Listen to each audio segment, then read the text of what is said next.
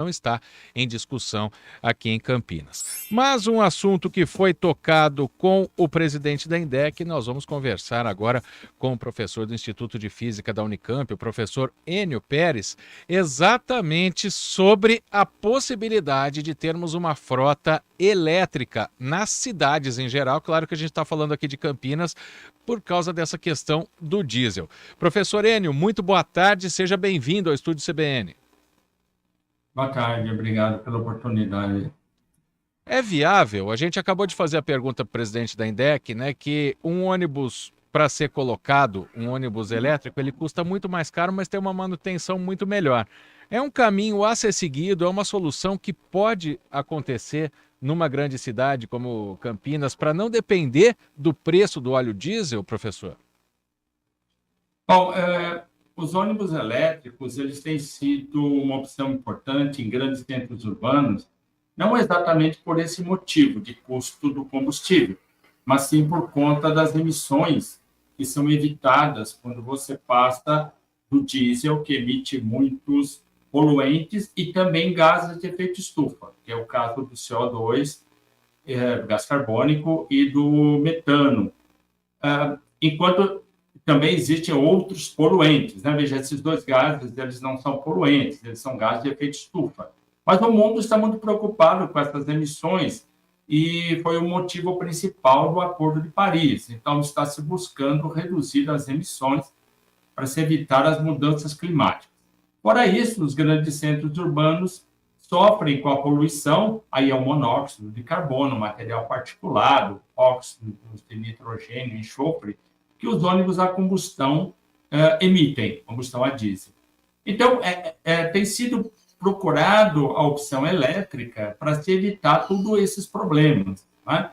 E não exatamente pelo preço, porque, como foi mostrado, foi dito, o custo dos ônibus elétricos são muito elevados, eles são praticamente o dobro de um ônibus convencional. Apesar de você ter uma manutenção mais simples, nós ainda não temos, principalmente no Brasil, uma infraestrutura para dar manutenção nesses ônibus, né? Então, nós estamos acostumados com os motores a combustão interna e as empresas, as garagens, ter profissionais para isso, ou você terceiriza esse trabalho com outras empresas que fazem a manutenção. Como nós não temos uma frota expressiva, a manutenção ainda não é uma coisa convencional hoje. Então, não é uma decisão que você pode tomar assim, imediatamente, né?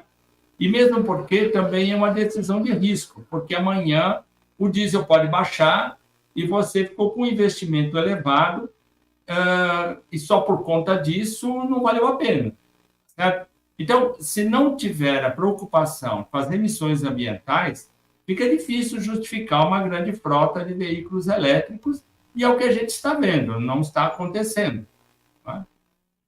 Professor, tem aqui também uma dúvida do nosso ouvinte, final do telefone 5034. Caso fosse implantada, né, ou haja um crescimento muito grande da frota de veículos elétricos, aí não falando só dos ônibus, mas dos carros também, né, que estão no mercado, os híbridos, a energia elétrica também não poderia ter esse preço como o do combustível que está disparando? Olha, a nossa tarifa de energia elétrica já está elevada, né? Já está entre as 10 maiores do mundo atualmente, não é? Isso, veja, eu estou falando de tarifa, não estou falando de custo de produção da energia. No Brasil, o custo da produção de energia elétrica, baseado principalmente em hidroelétricas, é muito baixo, mas a tarifa que a gente paga é muito alta, né? Tem uma diferença grande, que são encargos, impostos, essa discussão toda, que eu acho que todos estão familiarizados, né? Porque a tarifa subiu aí o ano passado e esse ano de forma assustadora, né? Então, aí o diesel sobe também, né? A gasolina sobe também. Aí você fica pensando, bom, será que eu não vou trocar 6 por meia dúzia, não é? Novamente, o carro elétrico, como o ônibus elétrico, ele é bem mais caro que o convencional. Os países que estão tendo frotas expressivas de veículos elétricos são países que estão dando incentivos à população para adquirir esse veículo por conta da questão ambiental. Isso não é por conta de disponibilidade de combustível ou custo-preço de tarifa. É porque eles querem reduzir as emissões de gás de efeito estufa, principalmente. Então, esses países, eles têm programas para fazer isso e estão empenhados e já reduziram o que dava em outras fontes, então agora tem que atacar esse setor, que é importante, é um setor que emite muitos gases de efeito estufa, e eles estão trabalhando nisso, dando incentivos, a população está respondendo, porque aí o carro fica mais acessível, e eles também estão montando toda a infraestrutura necessária. Você precisa ter eletropostos, você precisa reforçar a rede, né? Imagina, hoje você pega um prédio aí no Cambuí e, de repente, todo mundo no prédio resolve ter um carro elétrico. O pessoal chega em casa e todo mundo se liga na tomada para carregar o carro. É claro que a energia elétrica que hoje atende esse edifício vai ser insuficiente e você vai ter problemas, né? Não vai, a energia vai cair, vai sobrecarregar o sistema. Então, isso tem que ser feito de forma planejada, com tranquilidade, para não haver esses problemas, essas rupturas.